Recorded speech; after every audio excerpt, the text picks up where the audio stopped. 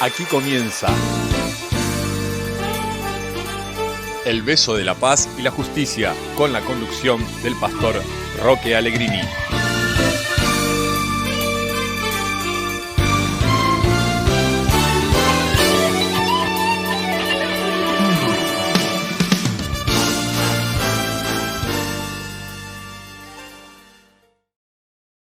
Muy buenas noches, ¿qué tal amigos?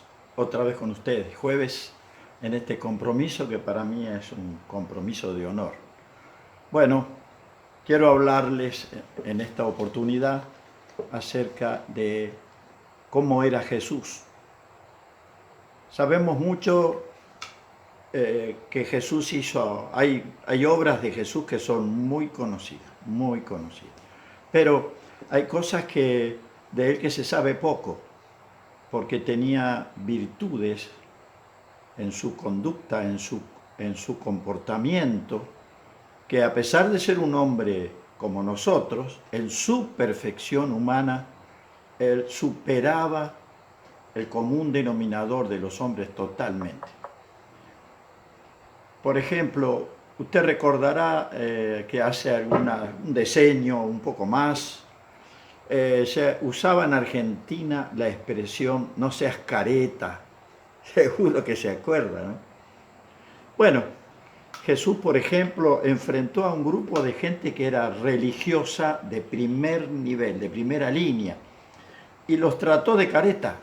Pero claro, la palabra que usó no es la palabra que usted conoce y yo conozco como careta, sino que usó la palabra hipócrita.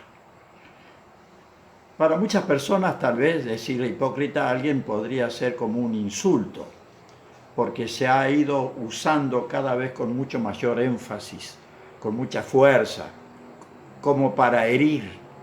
Pero Jesús vino a corregir. Y entonces la palabra hipócrita, en la época de Jesús, allá 2000 años atrás, cuando existía el teatro griego, los actores de ese teatro eran llamados precisamente hipócritas, que en su definición significa actor, es decir, alguien que representaba la vida de otra persona. Era un personaje ficticio o real, pero el actor no era esa persona. Como usted sabe, cómo se efectúa hasta en las películas hoy, todo esto, hay actores, actrices. Bueno, Jesús le decía, ustedes son actores porque dicen de hacer una cosa y hacen otra. ¿Entienden? No seas careta, decíamos. Es decir, le decíamos a los amigos, no lo estábamos insultando, che, no seas careta porque vos no sos esa persona, te están mandando la parte, estás diciendo cosas que no corresponden. Así que Jesús tenía esa personalidad que le permitía, dice un texto en la Biblia, que todos reconocían que él hablaba con autoridad y con poder.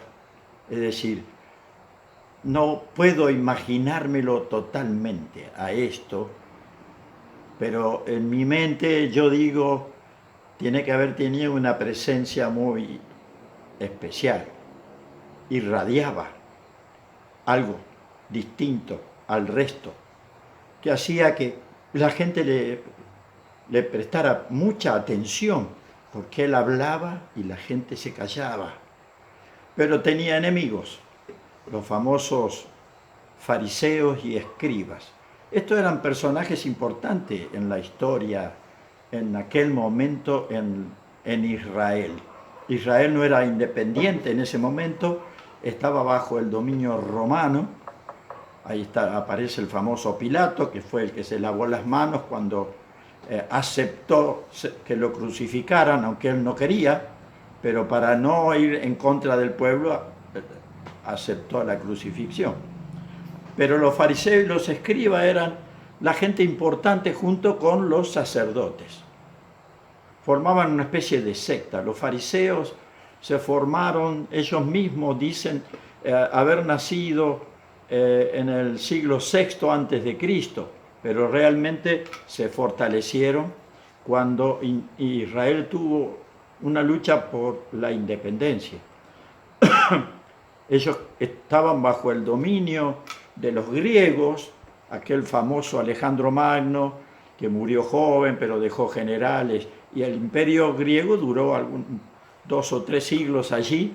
Entonces, en determinado momento, hubo una revuelta en Israel, un grupo de personas encabezados por un tal Matatías, Matatías Macabeo, ¿no? Ese tuvo 5 hijos, bueno, la historia es un poco larga, pero simplemente ellos lucharon por la independencia. Y allí nace como un partido, como una secta, pero con aspecto político también, que deseaba mirar y cuidar la nación.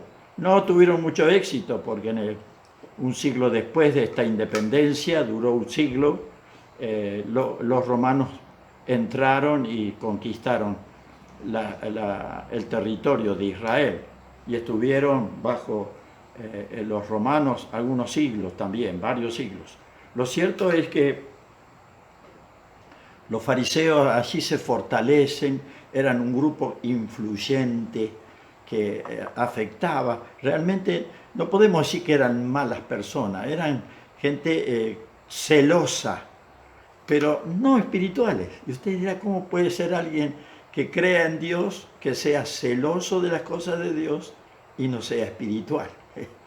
Todo es posible, todo es posible. Lo cierto es que ellos tenían esa particularidad, que eran celosos de las cosas de Dios. Cuando aparece Jesús, intentan varias veces, está relatado en la Biblia, hablar, hacerlo caer en un error. Le hacían preguntas que seguramente las pensaban previamente e iban preparados para donde estaba Jesús y decirle cosas. Y Jesús no reaccionaba. No, me refiero, no reaccionaba mal. Él los toleraba, los escuchaba, pero continuamente les decía cosas. Solamente en el Evangelio de Mateo, 14 veces aparece la palabra hipócrita, y hay algunas más, no alcanzan, apenas supera las 20, pero Mateo se ocupó en registrar hipócritas, escribas y fariseos hipócritas. Bueno, la expresión esta, entonces le digo, no era un insulto, era una palabra que intentaba hacerlos reaccionar. Los escribas, ¿quiénes eran? Bueno, no había imprenta en ese entonces, todo se hacía, tampoco había papel. El papiro se manejaba con las plantas de Egipto, allí se fabricaba una especie de papel, pero no era demasiado duradero, aunque duraba un par de siglos, pero no llegaban a durar mucho, había que ir reemplazándolos. Lo que más duró fueron los cueros de oveja, que se trataban muy bien, se estiraban, se curtían y luego ahí se escribía. También la tinta era muy especial. A pesar de eso, ninguno de esos documentos del siglo I, del siglo II, del Nuevo Testamento, por ejemplo, no llegaron a nuestros días. Sí, esos documentos descubiertos, los famosos documentos del Mar Muerto, que en una condición especial, en las cuevas donde fueron escondidos, porque los dueños de eso fueron asesinados por los romanos, pero en las cuevas donde ellos escondieron, los pusieron en jarrones, le pusieron material especial para preservarlos, para que las generaciones futuras de esa gente tuviera cómo rescatar. Evidentemente, al asesinarlo a todos, quedaron esos rollos sepultados hasta que fueron descubiertos en 1948. Los escribas eran los encargados de hacer copias. Y cada sinagoga, en cada pueblo donde había 10 varones, había una sinagoga, y en esa sinagoga tenía que haber copia del Antiguo Testamento, por lo menos parte de ello, la Torá, la ley de Moisés. Esa gente que al hacer copia, imagínense que alguien copiaba en el año 10, 15 veces un manuscrito, o tal vez no tanto, pero estaban allí todos los días dedicando horas a copiar. Conocían la palabra, conocían el texto bíblico. Y sin embargo, no podían reconocer a Jesús, no podían reconocer lo que Jesús era, lo que Jesús representaba. Y Jesús hablaba con mucha claridad y les decía a ellos, hipócritas, porque ustedes fingen vivir una vida espiritual. No lo dice así, pero yo lo interpreto así. Creo que ese es el verdadero sentido. Ustedes fingen vivir una vida espiritual, pero viven una vida realmente para sus placeres personales. Le dicen a la gente, hagan aquello, pero ustedes no lo hacen. Esto era una frase que salió de la boca de Jesús y le aconsejó él a los discípulos. Hagan lo que ellos dicen que hay que hacer porque están diciendo lo que está en las Escrituras, pero no hagan lo que ellos hacen. Eso ya es muy conocido al paso de la historia y se repite cada tanto. Creo que no hay persona que no haya dicho, no hagas como te dice ese porque él dice una cosa pero después hace otra. Bien, hipócrita, qué palabra que parece fuerte. Yo ya he comentado en otros programas de esto, pero ¿cómo era la personalidad de Jesús para presentarse,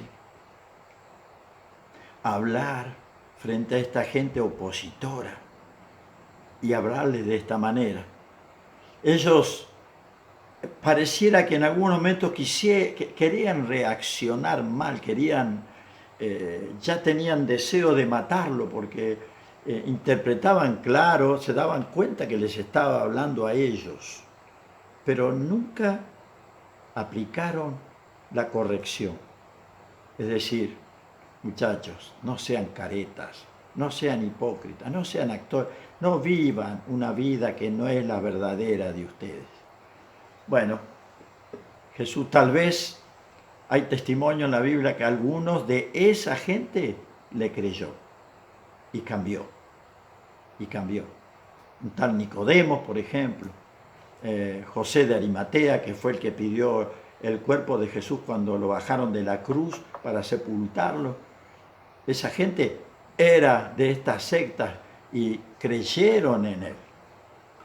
Se daban cuenta que Jesús había algo más, su conducta, su comportamiento, su manera de moverse, el poder que Jesús exhibía cuando se presentaba frente a un enfermo, frente a un necesitado que clamaba por su ayuda, incluso endemoniado, gente con enfermedades mentales afectados por demonios que reaccionaban y estaban continuamente convulsionando y teniendo problemas.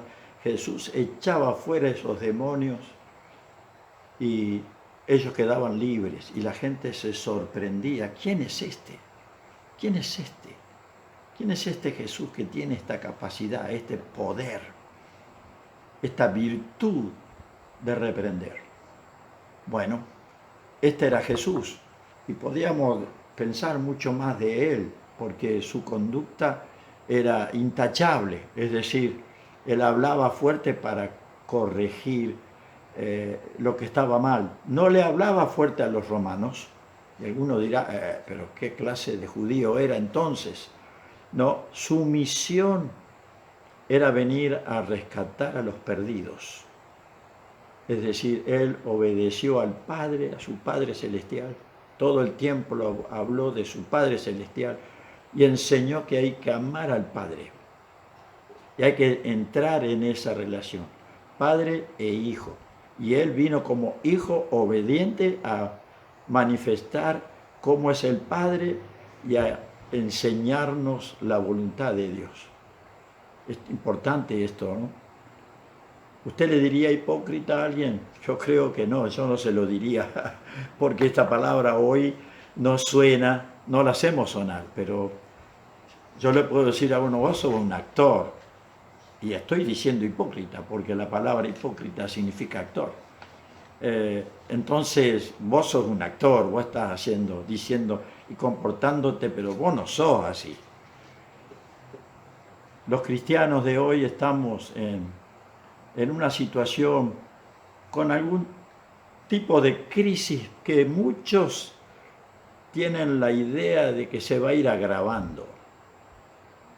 Y bueno, alguien dijo que la Iglesia cristiana es uno de los grandes escollos para los derechos humanos. Pero claro, los derechos humanos no coinciden con los 10 mandamientos, por ejemplo. No matarás, lo dice claro, y sin embargo es un derecho ahora legalmente argentino que se asesinen y se hagan abortos con un bebé que en la panza está vivo y lo extraen de ahí por medios horribles y lo asesinan.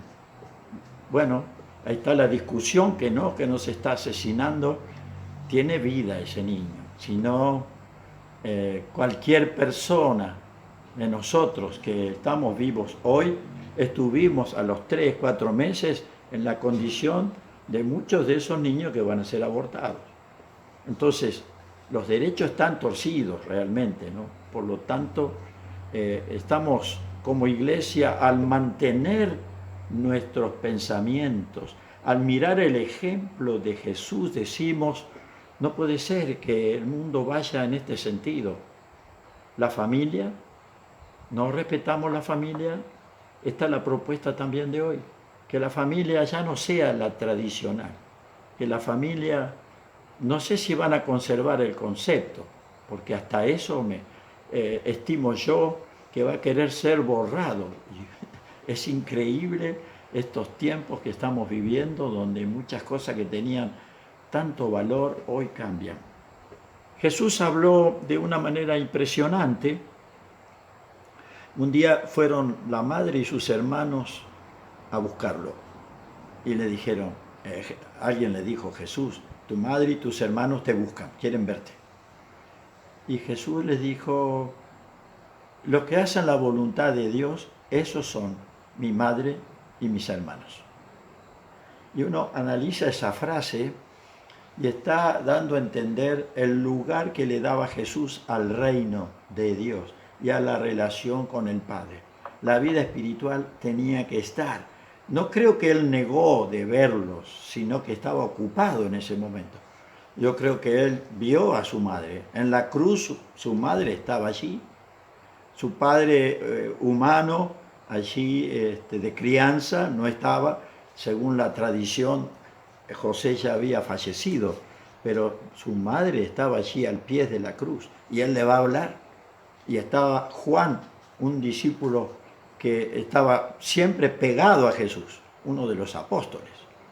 Y le dice Jesús a Juan, Juan, he ahí tu madre, y a ella, a María, le dice, madre, he ahí tu hijo, como encargándole a Juan que se haga cargo de su madre, dado que él estaba ya en la cruz, que ya no iba a poder atenderlo.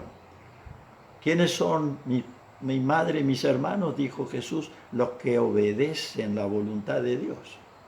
Es decir, los parámetros en la mente de Jesús como hombre estaban siempre relacionados a lo espiritual. Y nosotros hoy, hasta los mismos cristianos, debemos reconocer que muchas veces nuestros parámetros tienen que ver únicamente con nuestras necesidades materiales o necesidades físicas. Porque esto es lo que está pasando. Ninguna de estas decisiones que se hablan en el mundo entero, algunas que son amenazas para la iglesia, no tiene que ver con lo espiritual, tiene que ver con lo físico, con el ánimo, con los gustos, con los deseos de las personas, el deseo de las personas.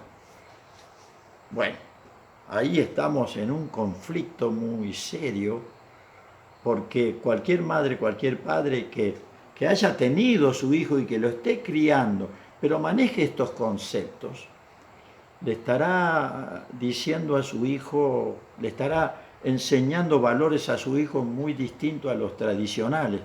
Yo no sé cómo reaccionan los chicos, yo sé que los niños que no son atendidos tradicionalmente, hasta la psicología lo dice, que son chicos traumatizados, que van a tener problemas, que en algún momento van a hacer eclosión, que van a ser rebeldes. Bueno, todo lo que se apunta hoy produciría conductas de ese tipo de acuerdo a la educación a que serían sometidos a los niños del futuro sin Dios, sin fe, sin amor, sin ese amor completo en el cual muchos de nosotros hemos sido criados. Yo agradezco a Dios por todo eso, pero abogo para que mis hijos, mis nietos, tengan una relación afectiva muy fuerte, que la relación en la casa sea fuerte y que todos mis descendientes siempre se sientan protegidos de alguna manera, que sepan dónde pueden volver, que tengan como ese niño que salió de su casa, cometió un error, jugando a la pelota, pateó, rompió un vidrio de un vecino y se pegó un susto bárbaro y salió corriendo, porque sabe que en su casa va a tener el amparo y que alguien va a poner la cara por él. Sí, posiblemente haya que reparar el vidrio, posiblemente haya un reto para ese niño, tal vez, pero el susto grande que sería si no tuviera eso, ¿no?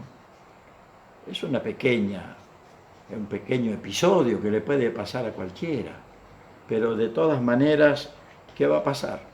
Jesús tenía reacciones totalmente distintas como ser humano perfecto a la que nosotros estamos acostumbrados a ver.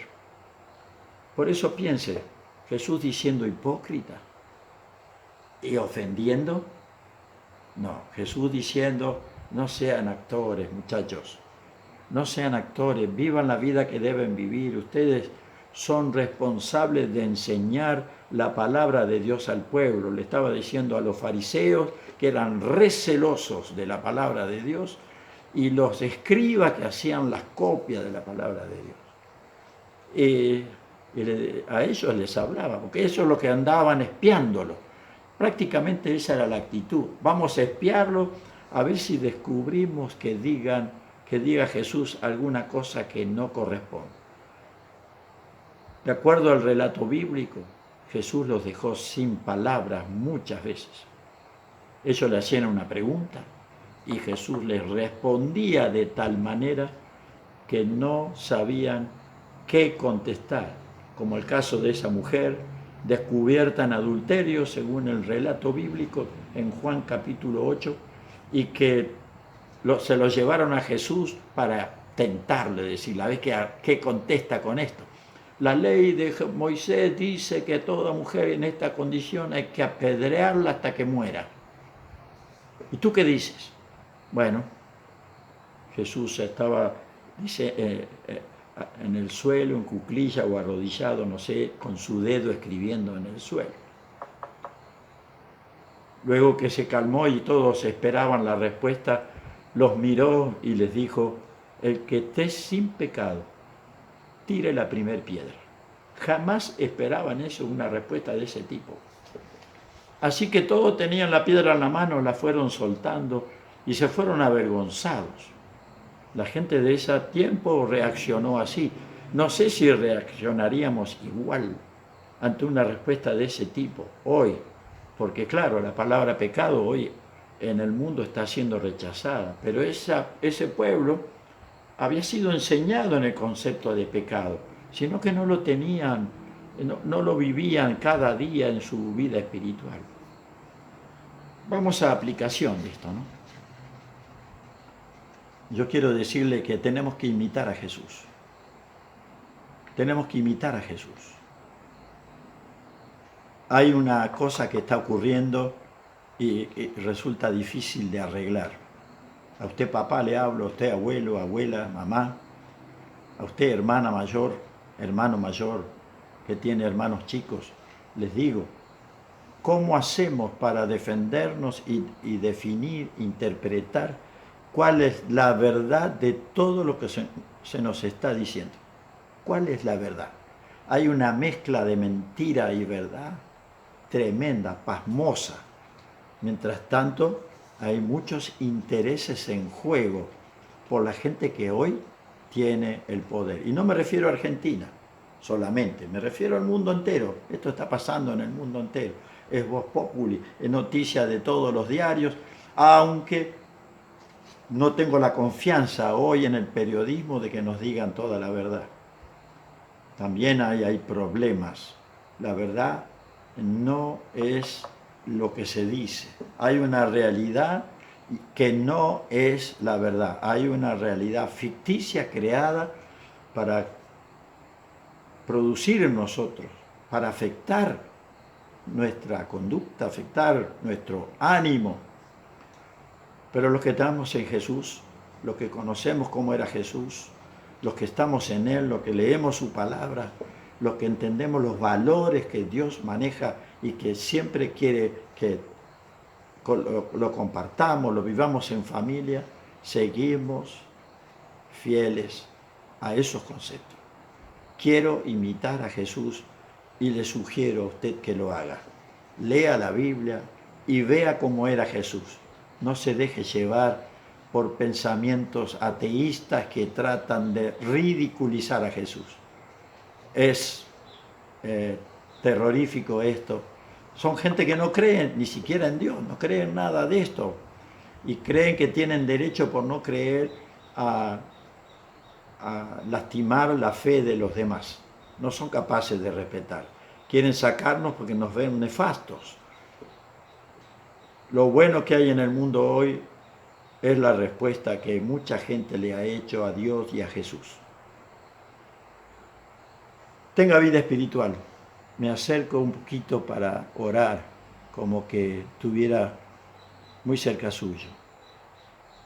Le recomiendo, le pido, acepte a Jesús como Señor de la vida.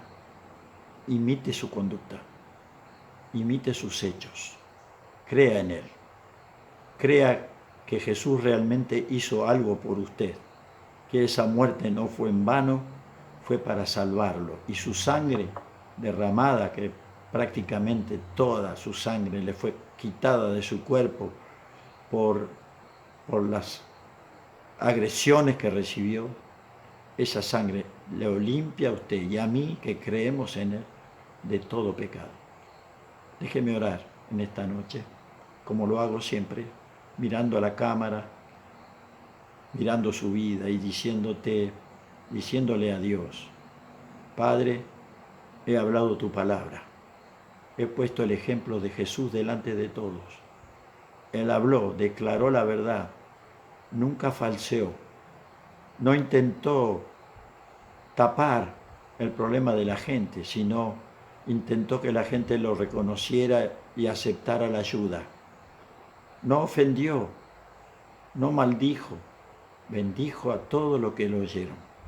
Yo te ruego, Señor, ahora, si hay alguien que está compartiendo este programa, que quiere abrir el corazón, que comprende que necesita una vida espiritual, te ruego, Señor, que lo escuche. En el nombre de Jesús yo bendigo a toda persona que ahora está pensando seriamente en tenerte en su corazón. Ahora, Padre, en el nombre de Jesús, a todo el que te busca, ve a su encuentro y perdona sus pecados y vive en su corazón. Te lo ruego, Padre, en el nombre precioso de Jesús. Amén. Muy bien, amigos. Este ha sido un programa un poquito distinto porque queremos hacerle notar a usted el valor de una persona, de un hombre perfecto como lo fue Jesús. Que Dios lo bendiga.